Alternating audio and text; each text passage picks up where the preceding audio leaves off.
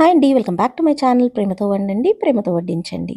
ఇవాళ మనం simple khichdi recipe ఎలా చేయాలో చూద్దాం. ఇది స్టార్ట్ చేసే ముందు మన ఛానల్ ఎవరైనా సబ్స్క్రైబ్ చేయకపోతే సబ్స్క్రైబ్ చేయండి, ఇంకా బెల్ ఐకాన్ పైన క్లిక్ చేయండి. ముందుగా ఒక గ్లాస్ బియ్యం, హాఫ్ గ్లాస్ కందిపప్పు, పావు గ్లాస్ పెసరపప్పుని బాగా వాష్ చేసేసుకొని ఒక 15 to 20 మినిట్స్ నానబెట్టి పక్కన పెట్టేసుకోండి. ఇప్పుడు ఒక ప్రెషర్ కుక్కర్లో 2 teaspoons oil, 1 teaspoon నెయ్యి వేసేసుకొని ఇది వేడయ్యాక 1 టీ స్పూన్ జీలకర్ర వేసుకొని దీన్ని బాగా ఫ్రై చేసేసుకోండి. జీలకర్ర ఫ్రై కాగానే ఒక ఉల్లిపాయ ముక్కలు, 2 పచ్చిమిర్చి ముక్కలు, కొంచెం కరివేపాకు వేసేసుకొని ఇవి బాగా ఫ్రై చేసేసుకోండి. ఉల్లిపాయలు ఫ్రై అయిపోయాయి.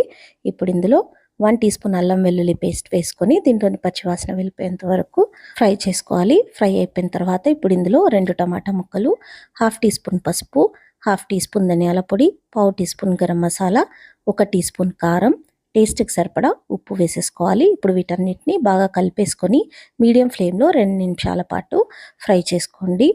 ఇప్పుడు ఇందులో మనం వాష్ చేసి పెట్టుకున్న పప్పు ఇంకా బియ్యంని వేసేసుకోవాలి. ఇప్పుడు దీన్నంతా బాగా కలిపేసుకొని ఒక 2 నిమిషాల పాటు ఫ్రై చేసుకోండి. ఇలా ఫ్రై చేయడం వల్ల టేస్ట్ చాలా బాగుంటుంది. ఫ్రై అయిపోగానే ఇప్పుడు ఇందులో మనం 3 గ్లాసుల వాటర్ని వేసుకోవాలి. మీరు ఏ గ్లాస్తో అయితే రైస్ ఇంకా పప్పు తీసుకున్నారో అదే గ్లాస్తో 3 గ్లాసుల వాటర్ వేసేసుకొని దీన్నంతా బాగా కలిపేసుకొని ఈ టైంలో ఒకసారి టేస్ట్ చూసుకోండి. ఒకవేళ ఉప్పు తక్కువ అనిపించినా, కారం తక్కువ అనిపించినా కొంచెం వేసుకొని కలిపేసుకొని ఇలా బాయిల్ వచ్చేంత వరకు ఉంచేసుకొని బాయిల్ వచ్చేసిన తర్వాత ప్రెషర్ కుక్కర్కి మూత పెట్టేసుకోండి. విజిల్ పెట్టేసి మీడియం ఫ్లేమ్లో 3 విజిల్స్ వచ్చిన తర్వాత స్టవ్ ఆఫ్ చేసేసుకోవాలి. దీంట్లోని ప్రెషర్ అంతా వెళ్ళిపోయిన తర్వాతనే మూత ఓపెన్ చేసుకోండి.